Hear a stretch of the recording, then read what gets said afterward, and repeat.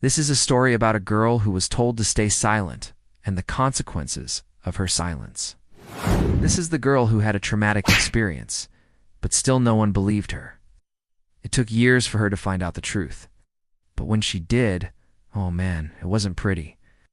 A young girl named Clara always felt different from others her age. She didn't like playing with dolls or playing dress-up. Instead, she preferred to stay at home reading mystery novels. Her parents were too busy managing their business to pay much attention to Clara, so they simply let her do her own thing. They thought it was great that she liked to read. It kept her out of trouble, and that was all that mattered. One day, Clara's father came home late from work, and he was in a foul mood. We started yelling at her mother for no reason, and she burst into tears. Clara hated seeing her mother sad, so she went to her parents' room to comfort her. To her horror, her father shoved her mother to the ground and started beating her. "Get out!" he screamed at her. "Don't ever come back!" And with that, he threw her out on the street. It was nighttime, and Clara had never been outside this late before. She didn't know what to do and ended up wandering around the streets for hours, until she found a park bench to sleep on. In the morning, she called a social worker who took her to a children's home. There she was interviewed by a social worker who asked her why she left her house. Clara replied that she couldn't take her dad beating her mom anymore. The social worker looked deeply concerned, but then suddenly her tone changed. "You shouldn't talk about these things, sweetie. Your father might hear you, and then it would be bad for you." Clara became very confused and stayed quiet after that.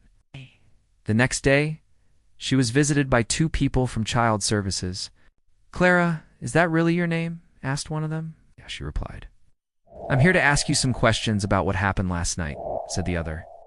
"Your father's a good friend of mine. I can't imagine he would ever raise a hand against his wife. Do you really think he did that?" Clara nodded, but the two men just shook their heads and left. After hearing what had happened, her mother's side of the family wanted nothing to do with her. They didn't believe her story and thought she was lying. Meanwhile, her father's family showed up, trying to get custody of her. "We'll make sure you become the happiest little girl in the world," said her aunt. But Clara could tell she was only saying that to get close to her. Still, she could unhelp but feel a bit of relief when she left the children's home and moved in with her father's family. At least now she had people to take care of her. But soon she realized that they weren't there for her, but for the money her father had left behind. Her aunt had never even married, but now that her father was gone, she was acting like a loving parent. Clara knew her aunt had something to do with her father's death because she kept looking at his phone and laptop. One day, Clara saw that her aunt was talking to someone on the phone. She overheard her saying, "He's dead." "Yes, I made sure of it." Ow. "Don't worry, you'll get the money." Then she hung up and turned around. She noticed Clara listening and said, "Don't repeat anything you just heard to anyone. If you do, I'll punish you severely." Clara nodded, but she couldn't understand why her aunt killed her father. In the following weeks, Clara tried to ask her aunt and uncle about her father, but every time she brought him up, her aunt would change the subject. "Let the past stay in the past, Clara," she would say. "Your father is gone, and there's nothing we can do about it. You should move on." But Clara didn't want to move on. She wanted to know the truth about her father's death. Meanwhile, her mother seemed to be doing well. She had found a new boyfriend and seemed happier than ever. However, whenever Clara called her, her mother would end the call as soon as she heard Clara's voice. That hurt Clara deeply. She understood that her mother probably didn't want to talk about her father. But she also didn't want to talk about her new boyfriend, which made Clara suspicious. Could her mother have killed her father? When Clara was 16, she decided to find out the truth about her father's death. She went to the police station and asked an officer to look up her father's case file. "What are you talking about? That was a long time ago. Why would you want to see that?" the officer asked. "'Cause I want to know what happened to my father," replied Clara. The officer knew that Clara's father had died under mysterious circumstances, but he was sworn to secrecy and couldn't reveal any information, so he simply rejected her request and sent her home. Back at her aunt's house. She decided to search her father's old laptop. On it, she found a picture of her father and a woman. She didn't recognize the woman, so she searched for her on social media. Finally, she found her. It was the same woman she had seen in the picture. She reached out to her and asked if she knew anything about her father's death. To her surprise, the woman agreed to meet her. "Why did you send me this message?" the woman asked. "I want to know how my father died. My aunt and uncle say it was an accident, but I don't believe them," replied Clara.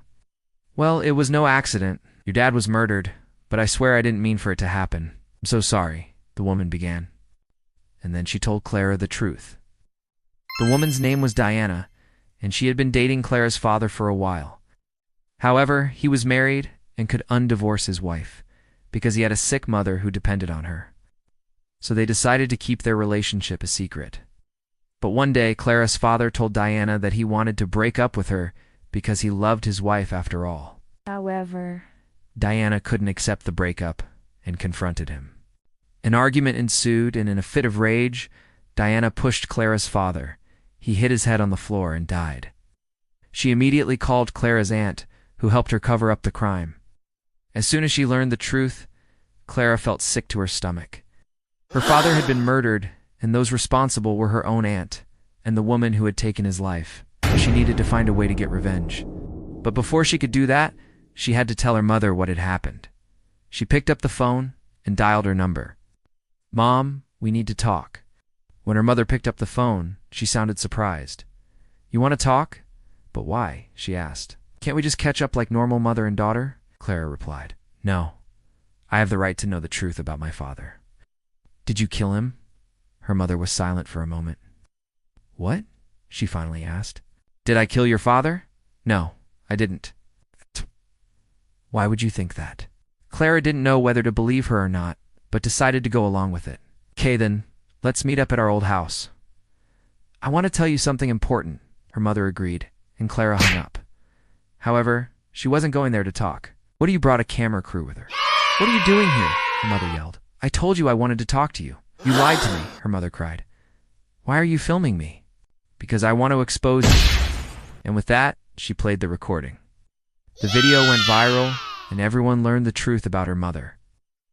She was arrested, and her new boyfriend broke up with her. Thanks for watching. Like and comment.